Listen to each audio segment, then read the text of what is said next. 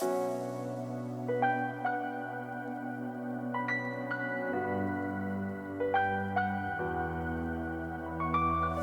up, everybody? This is Donnie, aka Elevated, and this is going to be a video talking about the concept of tanking and why this concept is extremely important, especially in pubs, but it's something that a lot of professional teams will employ. And basically what it comes down to is knowing your power spikes and your power spike timings, especially at the pro level. In pubs, it's more about knowing the environment of pubs, and what I mean is that pubs tend to be very swingy. They're very back and forth. There's always the opportunity to throw a game or win a game that seems unwinnable because the other team throws. And so almost expecting that is going to be a pretty good way to play games at times.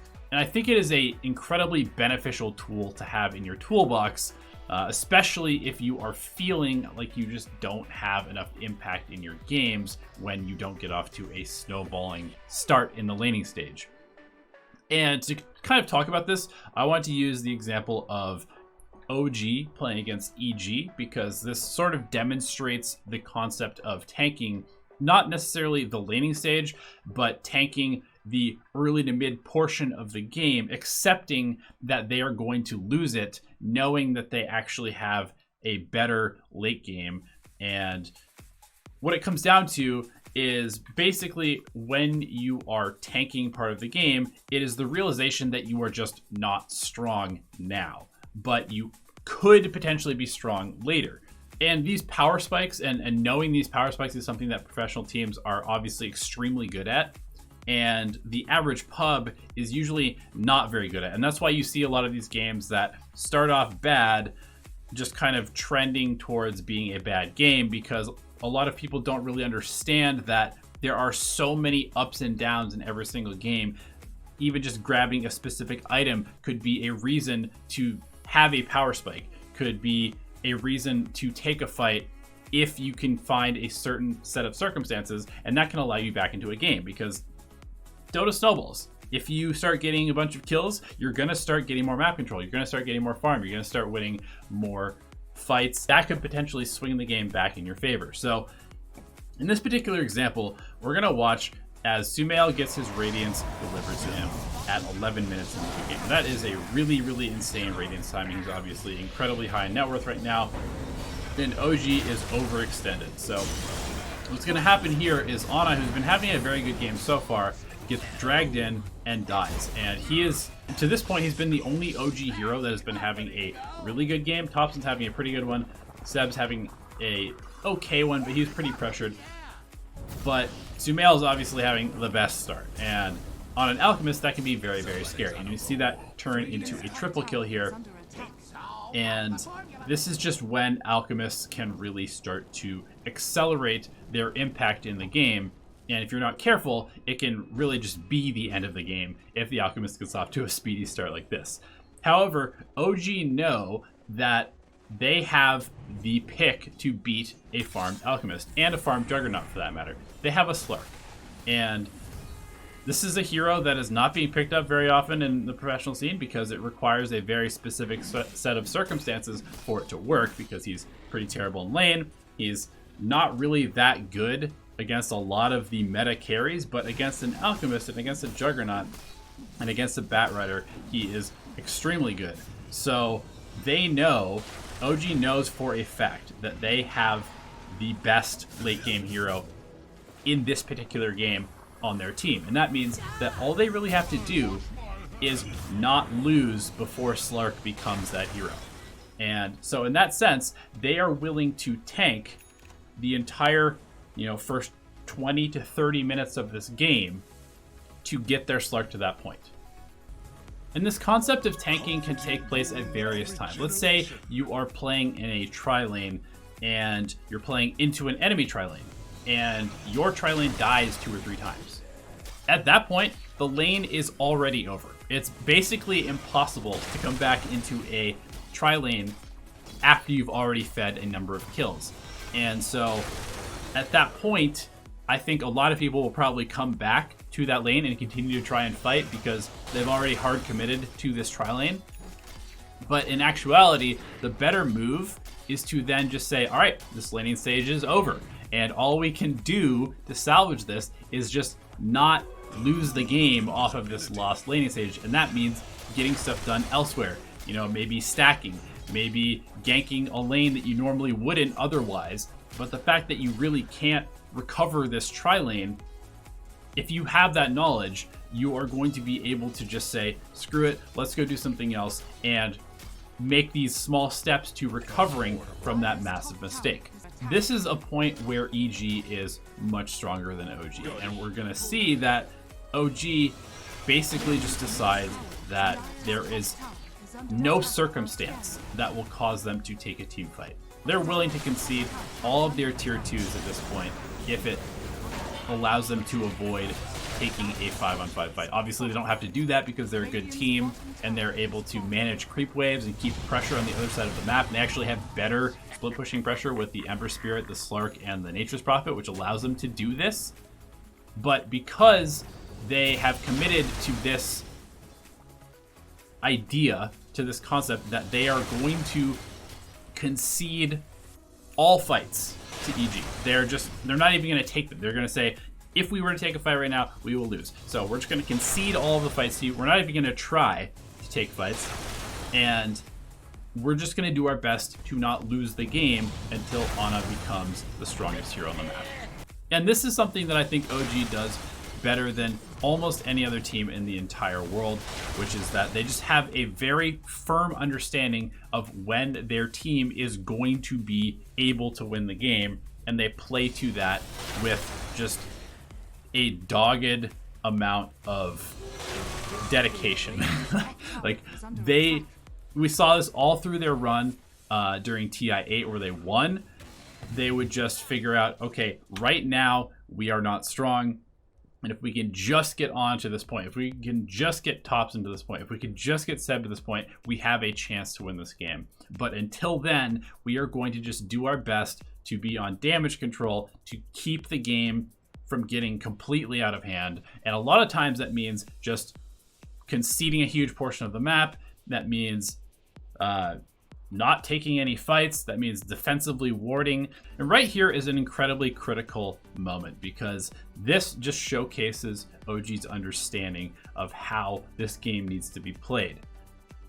Right now is a timing at which EG can break the game wide open. They could potentially win the game off of this moment because if they get this Aegis on Alchemist completely for free, which they're doing right now, and OG do not have the tools to fight them. If we look at their heroes, they have obviously Ana with the Midas and Diffusal Blade.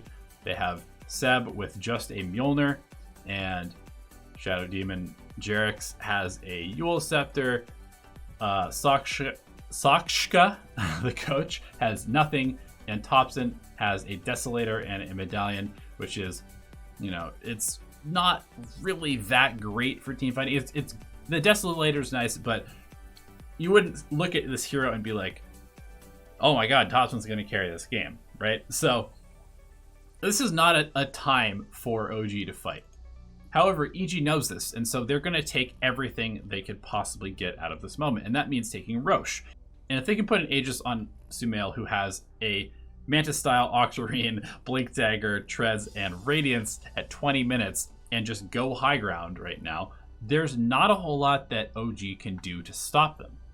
And if EG is able to claim a set of racks, maybe even claim 2 sets of racks, then this game becomes extremely difficult for OG to win. So, what do?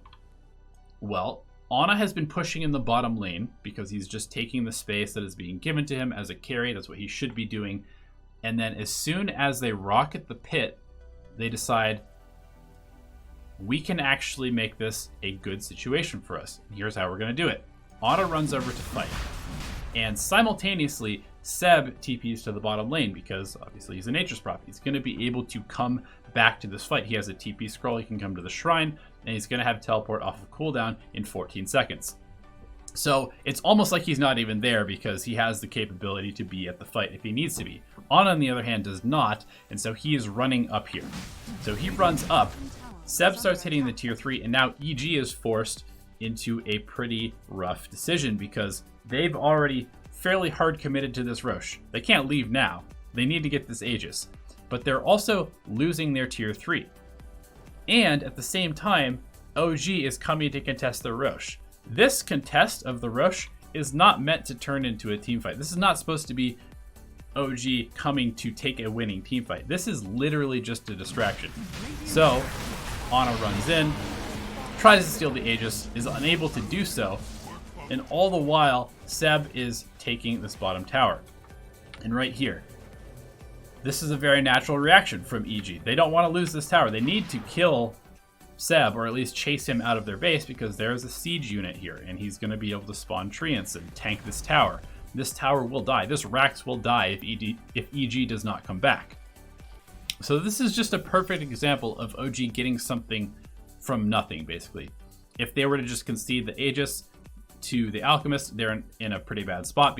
But because they're able to apply this pressure to the bottom lane, they are forcing EG into a pretty bad choice, which is great because technically EG should be able to force OG into only bad choices because they are stronger than them at the moment.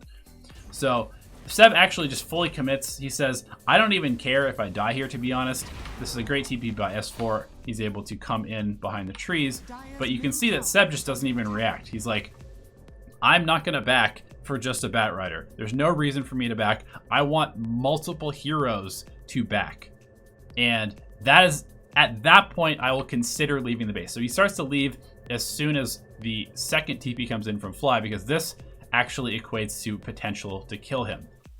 But at the same time, that means that OG now has a 4v3 here.